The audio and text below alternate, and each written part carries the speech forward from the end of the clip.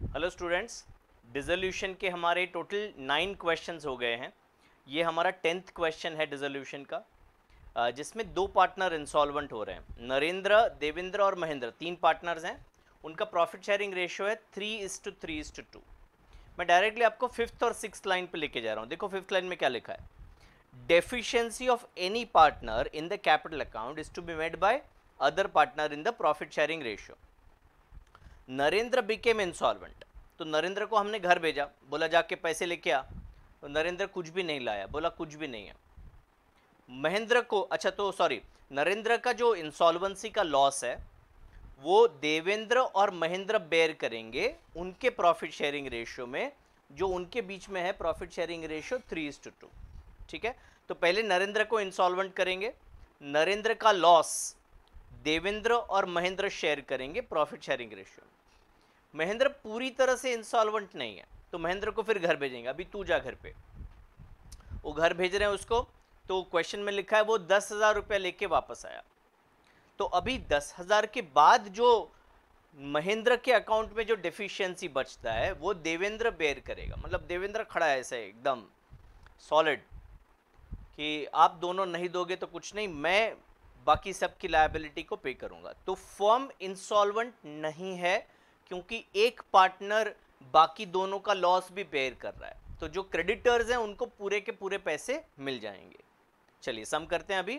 तो इनका तीनों का रेशियो 3:3:2 है। बैलेंस शीट दिया है, कैपिटल अकाउंट दिया है, तीनों का क्रेडिटर्स हैं। देखो क्रेडिटर 2 लाख रुपए है, प्लांट है, कार है, डेटर्स है, स्टॉक है और कैश है। They decided to dissolve the firm. Machinery and stock were sold for 50 and 36 respectively. Debtor realized 40,000. Car is taken over by Devendra for 26,000. Realization expenses 2,000. Fifth और six point हमने पढ़ लिया है। Prepare necessary ledger accounts in the books of the firm. तो normal question है जिसमें दो partner insolvent है। आइए इसको सॉल्व करते हैं। तो पहला स्टेप है हम बैलेंस शीट को खाली करेंगे। तो बैलेंस शीट में से पहले कैपिटल अकाउंट के बैलेंसेस लिखे, नरेंद्र, देवेंद्र और महेंद्र के। तो कैपिटल अकाउंट हमने बनाया है, उसमें हमने नरेंद्र, देवेंद्र और महेंद्र 20,000, 80,000 और 40,000। क्रेडिटर्स लिखा, रियलाइजेशन अकाउंट में सिर्फ एक ही लायबिलिटी है, 2 लाख को बाहर लिख दिया। तो लायबिलिटी खाली हो गया। अभी एसेट में प्लांट, कार, डेटर और स्टॉक, रियलाइजेशन के डेबिट में लिख दिया, प्लांट, कार, डेटर और स्टॉक, और टोटल हो गया 3,30,000। अभी cash at bank, bank account open किया और 10,000 टू बैलेंस ब्रॉट डाउन लिखा। तो बैलेंस शीट पूरा खाली हो गया। First step done. Second step होगा हमारा सेल ऑफ एसेट। तो मशीनरी, स्टॉक और डेटर को बेचा है, पैसे मिले हैं। तो मशीनरी, स्टॉक और डेटर ये बैंक में आएगा। बैंक अकाउंट टू रियलाइजेशन, ये रहा बैंक में डेबिट 1,26,000।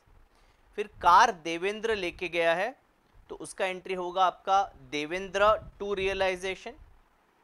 तो देवेंद्र टू रियलाइजेशन, रियलाइजेशन में क्रेडिट साइड पे और देवेंद्र के कैपिटल में डेबिट साइड पे 26,000। फिर उसके बाद रियलाइजेशन एक्सपेंसेस एंड क्रेडिटर्स। तो क्रेडिटर्स को पूरे पैसे मिल रहे हैं। क्यों मिल रहे हैं? क्योंकि देवेंद्र अभी भी सॉल्वेंट है, तो वो सब लायबिलिटी पे करने वाला है। तो दोनों स्टेप साथ में करते हैं।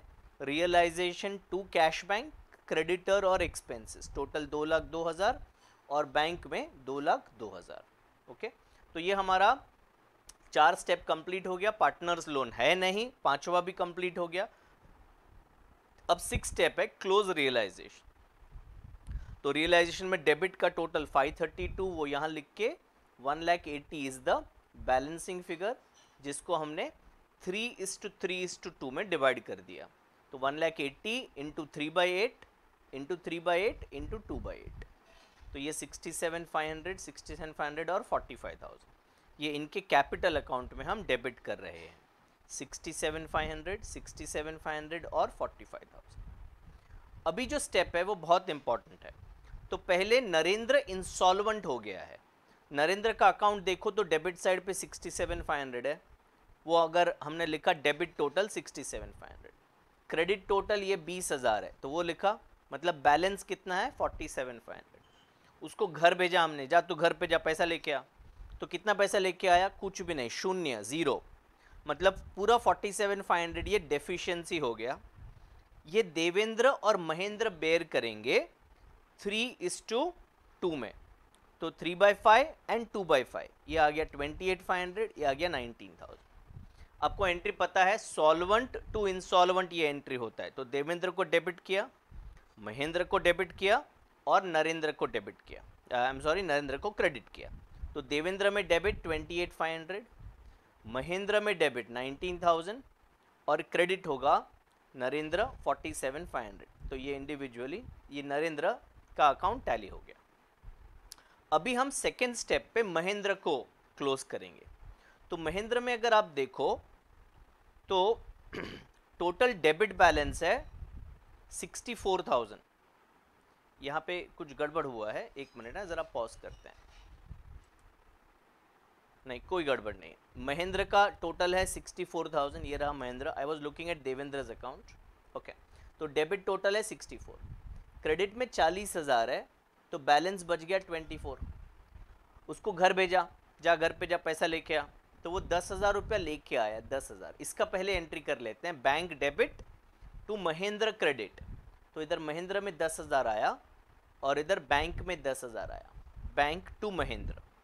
अभी जो 14,000 बच गया वो डेफिशिएंसी है, और वो डेफिशिएंसी अकेला देवेंद्र बेयर करने वाला है। नरेंद्र ऑलरेडी इंसॉल्वेंट हो गया है, वो कोई बेयर नहीं करेगा, सॉल्वेंट पार्टनर सिर्फ बेयर करते हैं।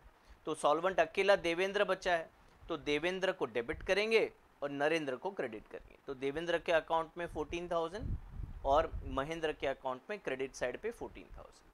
जैसे मैंने बार बार बताया, इस क्वेश्चन में सिर्फ देवेंद्र अकेला एक लौता खड़ा है जो सॉल्वेंट है। तो अभी देवेंद्र के अकाउंट को जब हम बैलेंस करते हैं तो 1,36,000 का टोटल डेबिट है, वो इधर लिखा, तो बैंक ये बैलेंस आएगा 56,000। तो एक्चुअली अगर आप लॉजिकली सोचें तो देवेंद्र घर गया, 56,000 लेके आया, तब जाके हम क्रेडिटर्स को पे कर पाए। तो बैंक में 56,000, और अगर आप बैंक अकाउंट देखोगे तो वो टैली हो जाता है 2,02,000 और 2,02,000। मैं एक और बार रिपीट करूंगा कि देवेंद्र एक्चुअली सॉल्वेंट है, मतलब क्रेडिटर को पूरे पैसे मिलने वाले हैं। तो फ्रैंकली देवेंद्र जब घर जाके पैसे लेके आया तब जाके क्रेडिटर्स को पैसे मिले। अगर देवेंद्र भी इंसॉल्वेंट हो जाता है तो फिर पूरा सम कैसे करेंगे वो इसके बाद वाले सम में हम लोग सीखेंगे। तो ये था हमारा question number 10 of dissolution of firm. ठीक है, थैंक यू।